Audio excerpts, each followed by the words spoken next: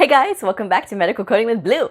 Today's episode is all about resume tips for brand new medical coders, or if you've been out of the medical field for a while, or if you've been out of the workforce for a while, this video is also for you. If you are just joining me, if you're brand new to my channel, I am Blue. I'm a medical coder. I have been a medical coder for over 10 years. I really love what I do, and I hope that by sharing all of my experiences and everything that I've gone through and my advice, that it will help you whether you are a brand new medical coder or you are a veteran medical coder. Okay, so I hope you'll subscribe, hit that subscribe button, hit the like button if this helps you, and at the end, if this helps you, I hope you'll share it and share it with the people that you know. All right, so let's get started. Okay, so you are brand new to medical coding and you are just about to start out. You've completed your medical coding program. You've gotten your certification. Now what? Okay, of course, now you're going to be doing the huge task of looking for a job, your first job. So the first thing that's you got to know is that, yes, it's going to take a little bit more than a smile and some finesse to get your first job. The successful way to do that is to have a really good resume. Now, how do you write a really good resume if you have no experience? I'm going to talk about the ways that you can highlight some of the things that you do so that you can stand out amongst the crowd. All right. First thing you need to do is look at your resume. See how your resume compares to the listings that you are applying for. If you have anything that listing is calling for, whether it's experience with computers or experience, working in an office, medical office setting, anything that is related that you know how to do, you need to make sure that it's in your resume. You also need to make sure that your resume does not have any errors. No abbreviations, no grammatical errors. Everything needs to be spelled out, okay? And the reason that it needs to be spelled out is because your abbreviation may not be the same as somebody else's abbreviation. And while it may seem small, sometimes when these places are getting applicants to apply for these positions, they're getting hundreds of resumes. So they're going to start weeding out by little things. That's how they narrow down who they're going to look at. So if yours is nicely written, very stellar, very clear, then obviously you can probably make it to the second round. If you have errors in your resume, if you have misspelled words, if you had bad punctuation, if you have sentences in your resume that just do not make sense, if you have a objective that does not make sense, gone. And you're not even going to get a shot. And I'm telling you guys this because you have to be on top of your game, especially if you are brand new. If you have no experience at all, you want to get any and every chance that you can. You need to grab at it to get attention, okay? And the way to do that, again, is having a really good resume. So if any of your skills match that resume, then you need to make sure that it's on your resume. That's number one, very important. Don't discount things like knowing how to use Word, Excel, and PowerPoint. Okay, those are very valuable skills. If you are bilingual, I keep doing that. I've been doing that all this week.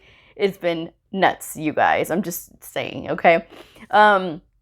If you are bilingual, okay, if you speak any language other than English fluently, you need to put it on your resume. And this includes sign language because you never know. You never know who your practice is catering to, okay? So you need to make sure that all of that is on there. You need to make sure that you highlight any talents that you have. That is the main thing. If you are really good at public speaking, that needs to be in there. If you are really good at, what's another thing? Other than communication. If you're really good with time management skills, if you've had to manage large groups of people before, you need to put that down. If you've had to do any kind of instruction before for anything, if you're coming in for being a teacher, right? If you were a teacher before and you want to transition over to medical coding, great. You know why? Because you know how to handle groups and you know how to handle different personalities and you know how to lead. That is very important. These are very good skills to have, especially when you are a medical coder. We have to be as professional as possible. And having these leadership skills and any leadership class you've taken, if you've taken anything about a leadership class, you need to put it on there. And then you can highlight it and say that, you've done training in leadership and time management, things like that. So that way they can know that you're responsible. You're a responsible person. You know how to get your work done on time. You know how to stay on task. You know how to use a timeline to get projects completed and done. That is really key, okay? They're looking for people that are smart, motivated, driven. They can take direction and they can give direction, okay? That's very important because this says that you can be a team player, and team player is really huge, okay? Team player. Lots of people like to see team players, but they also like to know that you can you can work independently, which is another key phrase, that you can work independently, and that you can take direction. It's very important. And being detail oriented is really huge. People sometimes overlook the details, but they say the devil is in the details. It really is true, because that's where it'll get you every single time. Some people stand out more than others because they can highlight these things that they know how to do, okay? But it's very important that you look each and every time. And if you have to adjust your resume to cater to whatever they're looking for in that particular job listing, then you need to update every single time. You need to have a standard form, right? A standard template for your resume. And then as you are applying, look for those keywords that they're looking for. Somebody that's a team player, somebody that can work in a busy work environment, somebody that can handle high stress, high traffic. Some people can and some people can't. I have learned on this time being at home on the pandemic, I work better when there's chaos. When there's no chaos and it's too quiet, it's very difficult. I'm learning this now. But let's not stray from the topic, okay? You have to know what they're looking for. Put those keywords into your resume, okay? That's going to get you noticed. Now, yes, I don't have any experience. Doesn't matter. You still need to apply anywhere and everywhere you can. And I don't care if they say you need 1 to 2 years of experience. Doesn't matter. Still apply. And do you know why? Because sometimes these places are so desperate for people that they will go ahead and take a chance on you. They'll give you that entrance test just to see what you're made out of. And if you can knock their socks off with that entrance test, you got it, okay? But you have to make sure that you know how to at least apply the codes, how to select the codes and things like that. You need to show that confidence, okay, that you can do this kind of work. And it's going to take more than just applying at 3 to 4 places. I had an email from a viewer that said he applied at 3 or 4 places and he was upset because he said no one was calling him back. Bro, you got to get out there and you got to be applying to 40, 50 different places because that's the only way you're going to be able to get hired. Also look at temporary agencies, okay? That's my little tip in this resume video. Apply at the temporary agencies because all the assignments that they send you on is going to be filler for your resume. Even if it's just 1 day or 2 days, it doesn't matter. It's still going to show that you have some experience and that somebody out there has been working with you before, okay? So that it will add up, and trust me, it will make it a lot better. And it will expose you to lots of different specialties as well. So that's something to keep in mind. Now, on to the cover letter. A lot of people discount the cover letter. Now, the cover letter is your very brief, and I mean no more than 3 paragraphs, literally. And these paragraphs have to be between 4 to 5 sentences, okay? This is your very brief snapshot to be able to grab their attention. If you have not been working in a long time because maybe you've been raising children or you've been taking care of a family member or you have been recovered from an illness, you need to make sure that it's put in there as far as like that you're driven and that you've wanted to continue to work and things like that, just make sure whatever you say in there is very direct and to the point, but letting them know that you are still very interested in trying to get into this field and that you are driven and you are ready. Basically, that you will do what you need to do to get in the field. Now, there's going to be a difference between somebody that has years of experience and somebody that is brand new. And just because you're brand new doesn't count you out. Because the thing is, when you're brand new, you're open to learning so many things. And that's something else you have to make sure that you highlight as well. That you are willing and open to learn different clinic settings. And don't be afraid. You're not afraid, okay? Because anytime you're afraid and you don't want to try anything, of course, it's going to put up walls. And you're not going to be able to do much of anything else if you're afraid.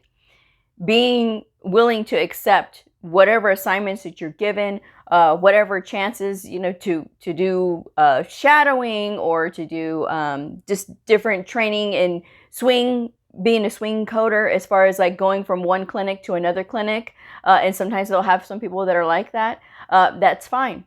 Procedure coding, inpatient or outpatient. If you were trained on the inpatient, then you can put that. If you were not trained on the inpatient, don't put that in there, because inpatient rules are different from outpatient, okay?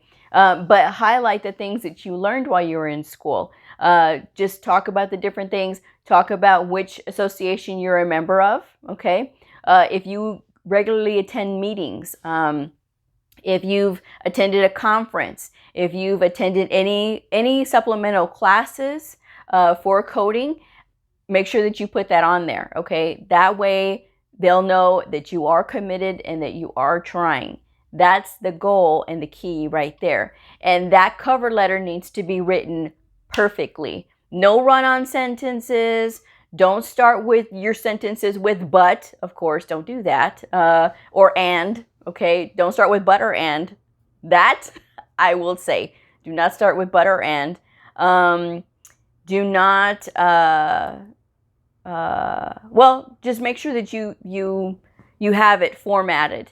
Check online. They have many examples of cover letters that are really good, that are catchy, okay? Use words that are very...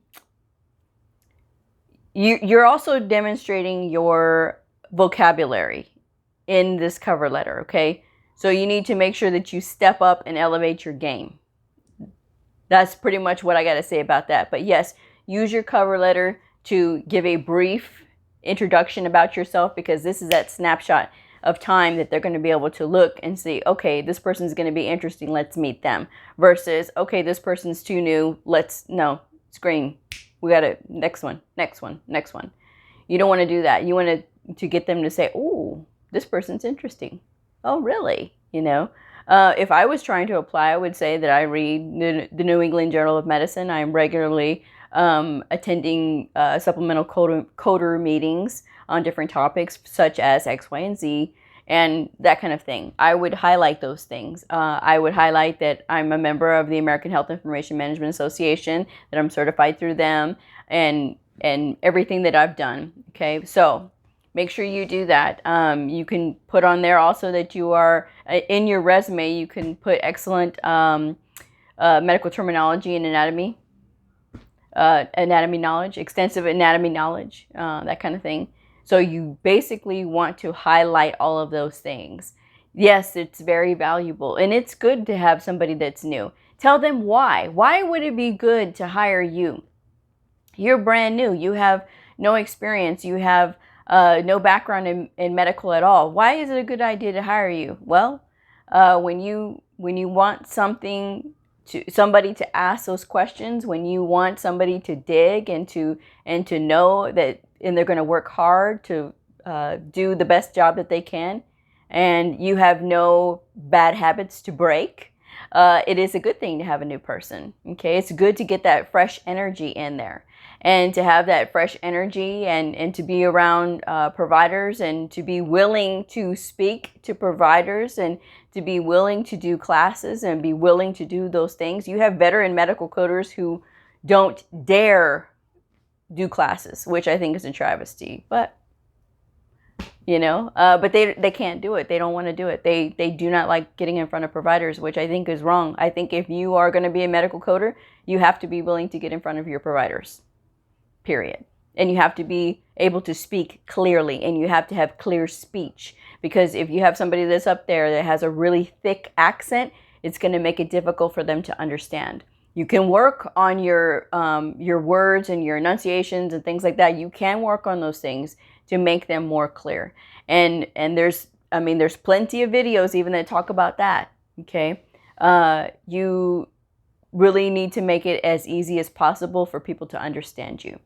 Okay. When they ask you, when you go in for an interview, and I'll probably do another video about interview tips, but just to sort of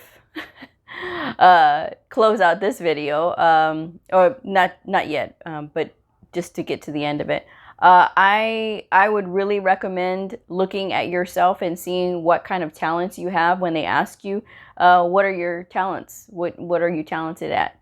Look at yourself and look at the things that make you good, and look at the things that, make you want to be a better person, want to be a better employee, want to be a better coworker. If you are really good at, working with groups, if you're really good at being a team player, that's something to highlight, but think about all the things that make you good and talk about those things. Don't give them run-of-the-mill answers. They don't want to know run-of-the-mill. Oh, I love my family. I love my kids. Of course, everybody loves their family. Everybody loves their kids. What makes you you?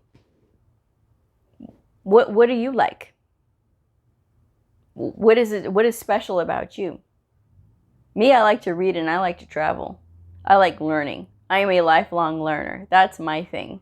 And if you get to know me, that is one of my hugest things. I will read something that is a biography before I will read fiction. And the very few things that I do that are like where I watch fiction is like Jersey Shore. I've talked about that before.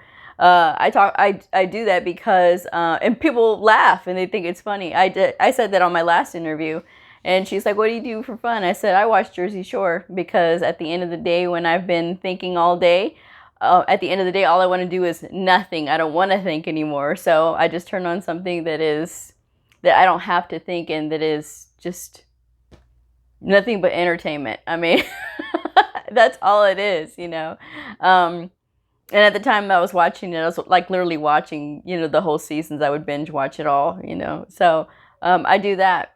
That's what I do. That's how I unwind. And I'm always pushing for more education, always constantly pushing for more education. And that's just me.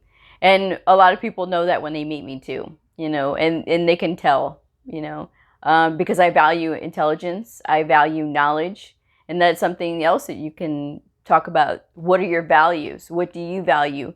And put that in your resume, put it in your cover letter, that you value learning, that you value intelligence, that you value knowledge. These are very important things, and it's, like I said, it's all about those details. Okay. And being able to do time management and being able to do, like where you can learn things where you're a fast learner, that's also a really good thing to pick up, so, and just being able to take direction is really huge. But don't get discouraged if you've been applying and you can't get in anywhere. It does take time. And trust me, guys, if I had my way, I'd be hiring new people all the time, because new people to me are the best. You know what I mean? Like, you can train somebody that's brand new. They have no bad habits to break, and there's nothing to like undo, sometimes when people are trained, they're trained, and unfortunately they're not trained to do critical thinking. And when I do any kind of training, I've trained nurses, I've trained moms, I've trained people who have been in other fields, people who've been in food service. I've trained every single profession pretty much under the sun. Okay. And every time I always teach them critical thinking skills. Every single time. And I ask them because they'll come to me and they'll ask me, well, how did you get this? And how did you get that? And how did you get this? And how did you get that? And I'll say, okay. And so I'll start training them my way on how to do critical thinking. And wouldn't you know it? One lady that I did train, she actually did spend some time here at this facility that I work at now. We had worked together before, and I was her first trainer. And when she came here a couple years later, after I've been here, well, it was a few years after I'd been here, she when she saw me, she was so excited. She's like, Blue, I just got to tell you. She's like, all those tricks that you were teaching me the whole time you taught me. She goes, I have kept up with all of them. I'm like, well, that's great. And she's like, no, I mean, she goes, I would not be able to know a lot of this stuff if you hadn't trained me. And when I worked with her, I worked with her because she had never done coding before. She had never been in the medical field before. So I was working pretty much with a blank canvas. I had to start from scratch. And she had a hard time with anatomy, which was really difficult to understand because how did you pass the test? But she passed her test. And, but she needed to learn anatomy for the clinic that she was working in. So I had to show her and I had to tell her and I had to work with her. And then I finally started teaching her the critical thinking like I had been doing before. And so then she finally started to get it. So your impact on people is also a huge thing that you can also put on your resume as well.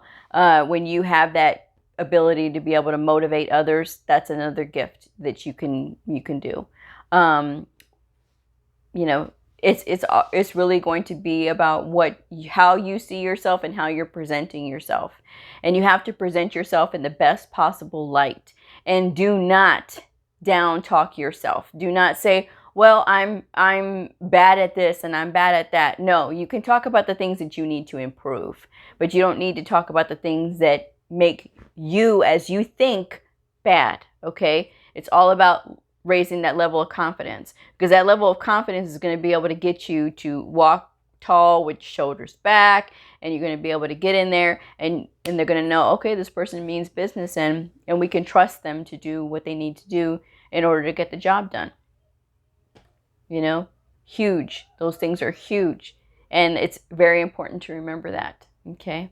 But yes, don't give up. If you're out there looking for a job and you can't find one yet, trust me, right now with the pandemic and everything, I mean, employers got to be given a little bit of a break, okay? But trust me, come December, when there's that baby boom, trust me, it's going to be a different time for brand new medical coders. And don't get discouraged if you think that the market is oversaturated. Trust me, if everybody gets their exam taken, right? And they start, oh, I got my credentials, okay? You still have to take their entrance test when you go apply, right? And when you go apply and you can't pass, naturally, you're not going to get the job. If you can pass, that's when you start getting the callbacks.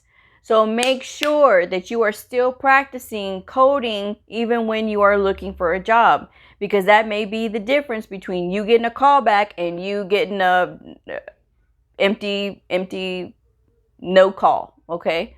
So I'm just saying, don't get discouraged. That may be the reason why too as well.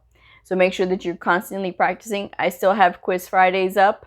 There's the playlist, and I'm going to finish adding the rest of the videos to the playlist probably this weekend.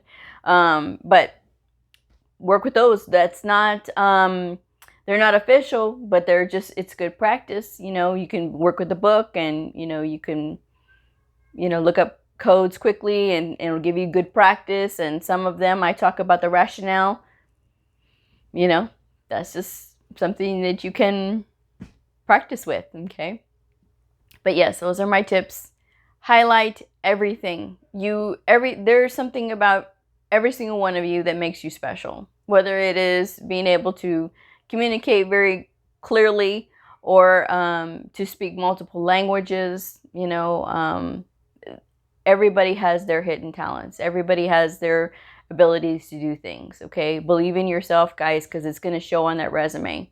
And look and make sure that what they got in that job listing is on your resume, and make sure that it matches your talents that they're asking for. Okay, because that's going to get you picked up when they start sifting through and they start looking at these different resumes, and because your resume has those keywords in it that are matching, it's going to pull you to the front of the line. Okay, and then you got to be able to showcase and do a good job of showcasing yourself. Okay, because you're worth it and you can get into it. You just got to work hard for it. Okay, and then once you're in, you're in. Okay, and then get ready, because it's going to be a good ride. It's going to be fun. So anyway, at least that's my opinion when it comes to medical coding. All right, I'm going to wrap it up. But if this video helped you, please give it a thumbs up and please share. Alrighty, I will see y'all on the next video. So if you are a medical coder, a medical coding student, somebody curious about the fascinating world of medical coding, a provider or a nurse, I invite you to like and subscribe and follow me on my journey in medical coding. I will see y'all on the next video. Bye.